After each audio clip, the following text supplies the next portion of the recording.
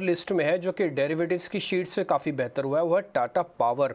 इसका दिसंबर कॉन्ट्रैक्ट से नवंबर मैंने जब कंपेयर किया ना तो नंबर्स काफ़ी अच्छे दिखे। ये शेयर भी चल सकता है क्या? टाटा पावर स्लो मूवर है, ये भी 227 रुपये का इसका दिसंबर चल रहा है, 225 का इसका स्पॉट चल रहा है। ये शेयर 10 रुपये दे सकता है क्या सर? जी, अगर आप 10 रुपए देख रहे हो तो डेफिनेटली इसका स्टॉप लॉस जो है वो 219 है स्पॉट बेसिस पे, यानी 6 रुपए की रिस्क है। तो रिवॉर्ड इतना जस्टिफाइबल नहीं है, बट डेफिनेटली एक इन्वेस्टर पर्सपेक्टिव से ये बहुत अच्छे लेवल पे आया हुआ है। और इसका जो अहम रेजिस्टेंस है वो 230 232 ये जोन बार बार रहा है। तो अगर मैं इन 6-7 पॉइंट के लिए ट्रेड करना चाहूँ तो मैं स्टॉप लॉस रखूंगा 222 पे, जो कि एक्चुअल टेक्निकल स्टॉप लॉस नहीं है, बट रिस्क रिवॉर्ड के हिसाब से जो एक्चुअल स्टॉप लॉस आपका होना चाहिए वो 219 का निकल के आ रहा है। तो फिलहाल रिस्क रिवॉर्ड के हिसाब से जस्टिफाइबल नहीं है। इन्वेस्टमेंट पर्सपेक्टिव डेफिनेटली 219 के स्टॉप लॉस से बाय कीजिए और आप टारगेट स्लोली देख सकते हो 240 के आसपास। बिगेस्ट गेनर इंडेक्स में आपको नज़र आ रहा है इस समय। आपको याद होगा कि एशियन पेंट्स हमने आपको करीब 10 दिन से हम आपको बता रहे हैं कि इस पर ध्यान दीजिए। ये लेट स्टार्टर है, क्रूड के नीचे आने का बेनिफिशियरी में सबसे पहले आपको टायर स्टॉक चलते हुए नजर आए, ओएमसी चलना शुरू हुई, एयरलाइंस चलना, ये लेट स्टार्टर है। लेकिन मैं आपको बता दूं कि अगर आप इसका लंबा ग्राफ देखें 1 साल का तो आपको दिखेगा कि ये 3800 रुपये 3600 रुपये वाला भाव इस समय आपको 31 में मिल रहा है। रीज़न क्या है? 2 बैक टू बैक खराब क्वार्टर। जैसे कि सनी अग्रवाल सुबह बोल के गए थे कि वर्स्ट ऑफ मार्जिन प्रेशर कुछ कंपनियों के पीछे है, उसमें से एक कंपनी ये भी है।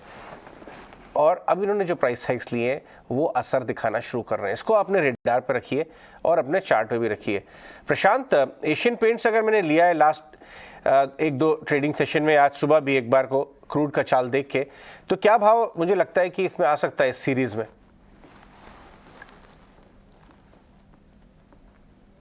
अजय जी, इस सवाल को मैं 2 तरीकों से ट्रीट करना चाहूंगा। एक तो डेफिनेटली पहली बात ये कि इसका बेस बन चुका है ट्रेडिंग के हिसाब से, और अभी ये करीबन 3130 के आसपास है। तो बिल्कुल थोड़ा सा लंबा स्टॉप लॉस रखें, क्योंकि ये कभी कभी इंट्राडे में बड़ी मूव देता है। तो मेरे हिसाब से 3075 का स्टॉप लॉस हमें बनाए रखना होगा। तो यहाँ से 2% से कम रिस्क है। टारगेट हम रख सकते हैं 3250 फर्स्ट टारगेट। ये ट्रेडिंग की बात हुई। और ओवरऑल इस स्टॉक के बारे में ये और पिडिलाइट में कंबाइन करके बात करना चाहूंगा। तो अगर आप 2002-2003 से देखो तो ये एवरी ईयर सालाना इसको करीबन 20 और 30% के बीच इन स्टॉक्स ने रिटर्न दिए, जो आपके किसी भी एसआईपी को हैंड्स डाउन बीट करते हैं। और डेफिनेटली ये जब भी मार्केट में गिरावट आए, आप बिना क्रूड को देखे मेरे हिसाब से इसको ऐड कीजिए, क्योंकि ये इंडस्ट्री में लीडर्स हैं। पिडिलाइट तो डेफिनेटली है, एशियन पेंट्स में और प्लेयर्स भी है, बट मेरे हिसाब से प्रेफर्ड यही होता है। अगर कोई घर पेंट करना चाहे सबसे पहला चॉइस यही होता है। दूसरी बात, हम जब भी लॉन्ग टर्म इन्वेस्टिंग की बात करते हैं तो ये स्टॉक्स आपके रडार पे होना चाहिए, क्योंकि ऐसा नहीं कि हम कोई भी स्टॉक पकड़ के चले।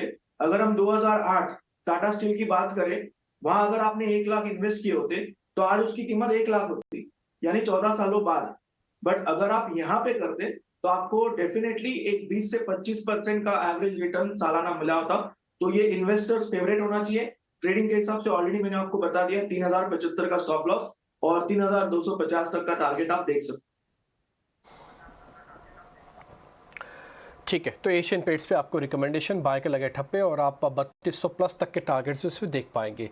खैर आगे बढ़ते हैं। एक